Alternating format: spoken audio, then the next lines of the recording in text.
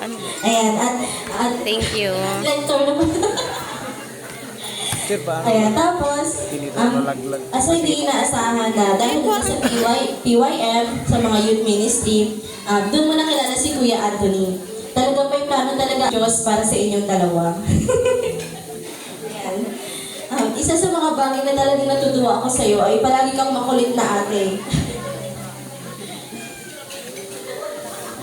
Sobrang kulit mong ate, lagi kang may pasabog, lagi kang may kalokohan, at palagi kang may tanong kahit sa pinakamaliit na bagay, lagi mong itatanong sa akin.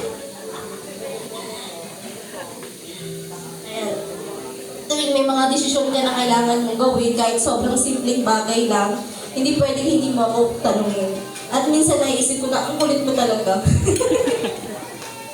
Pero deep inside, natutuwa ako kasi nararamdaman ko na mahalaga yung opinion ko para sa'yo. Pero alam mo ate, kahit ikaw yung makulit at palaging may tanong, isa ka pa rin sa mga hinahangaan mong tao. Ang galing mong mag-manage ng mga finances mo, sobrang kuripot mo nga eh. Pero sa tamang paraan naman, naalala ko pa nung unang trabaho mo dito sa Anawim. Kahit maliit lang yung sahod mo nun.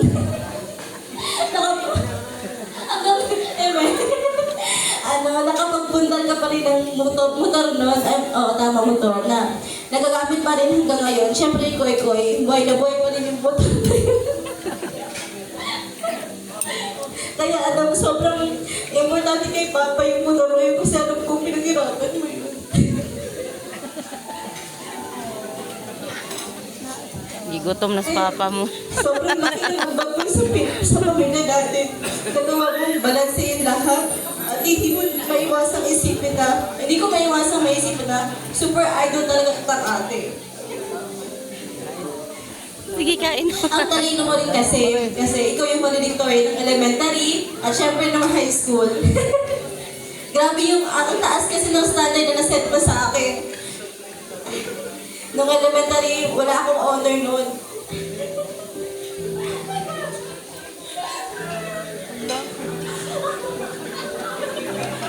Gaga.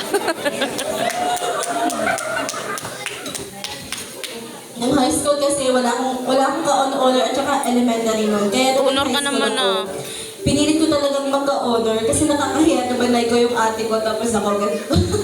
Ganda lang yung ambot ko. Pero kahit gano'n, hindi mo kailanman pinaramdam na kulang ako. Sobrang supportive mo pa rin sa akin. At lagi mo sinasabi na alam ko naman ang gagawin ko sa lahat ng mga desisyon ko, basta kailangan ko lang ng guidance kay Lord. Isang pang bagay na hindi ko makakalimutan ay ang pagiging protective mong ate. Naalala ko pa nung bata pa tayo, ikaw yung superhero ko. Laging nasa likod ko kapag may nangaaway sa akin. Siyempre, tatakot sila sa iyo.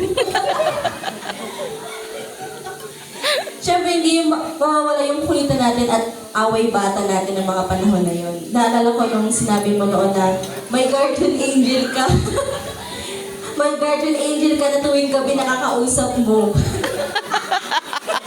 Tapos, kapag hindi ako sumunod or magmamaldita ako sa'yo, mababawasan na yung buhay ko dito sa mundo. Lagi kasi niya akong binubulit natin. Sabi niya sa akin, dati daw nung pinanganak siya, sobrang ganda daw niya. Kaso dumating daw kasi ako. Alam ko yun. Ayan. Pero, syempre ate, syempre bata pa ako noon at naniniwala ko sa lahat ng mga sinasabi mo sa akin. At alam ko naman na lumaki na ako, nakalokohan lang yun. At natandaan mo rin ba kung ano-ano ginalagay mo sa mga gamit ko? Nagkaroon yung bag ko na nagay ng pera, nilagay na ng blade. Tapos, magdukot ka sa school, dumugo yung kamay ko. Ayan, sobrang pasaway ni ate.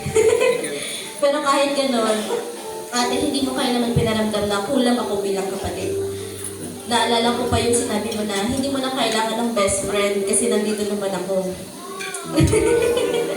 Ang laking bagay nun para sa akin kasi naramdaman ko na hindi tayo magkapatid lang. Magkaibigan din tayo sa lahat ng aspeto. Ngayon, Kuya Anthony, ikaw na ang bagong katawang ni Ate Honey. Sana alagaan mo siya gaya ng pag-aalaga niya sa aming lahat. Kahit lagi naman siya inaalagaan. Sigurado akong magiging mabuti. Mag-asawa kayo dahil pareho kayong mabuting tao. Tandaan ninyo na ang pundasyon ng iyong pagmamahalan ay si Lord, syempre. At lagi kayong may pamilya na nandito para suportahan kayo. Ate Honey, maraming salamat sa lahat ng ginawa mo para sa pamilya natin. Salamat sa pagiging protector, partner in crime, at pangalawang nanay ko. Mahal na mahal kita at sobrang proud ako sa'yo. Sobra-sobra. Alam ko magiging napakamabuting asawa mo at partner ka rin kay Kuya Anthony. Ayan. Cheers para sa inyong dalawa at sa bagong kabanata na inyong buhay. Congratulations!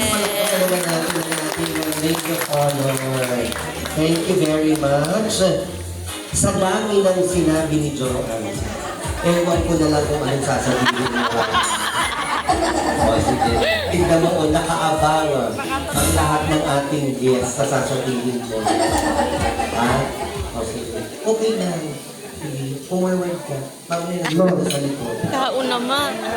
Ang matagay mo na. Si Ryan. Sige.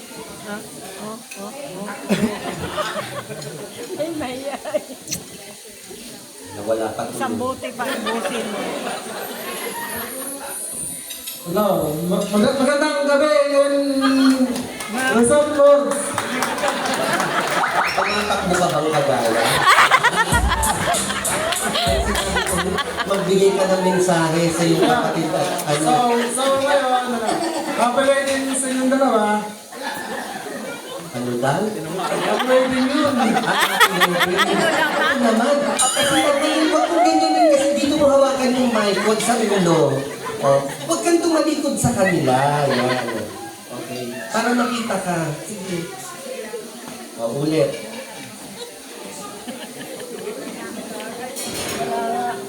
O, simulan mo sa happy wedding ha. O, 1, 2, 3, go.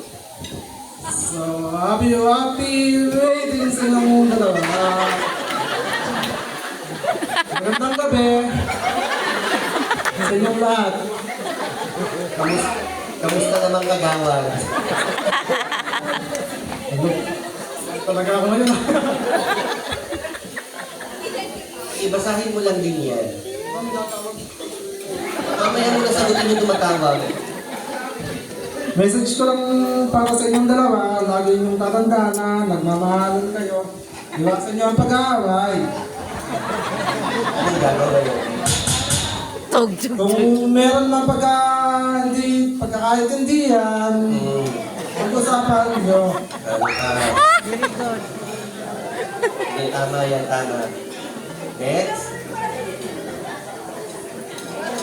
Okay na yun. Thank you!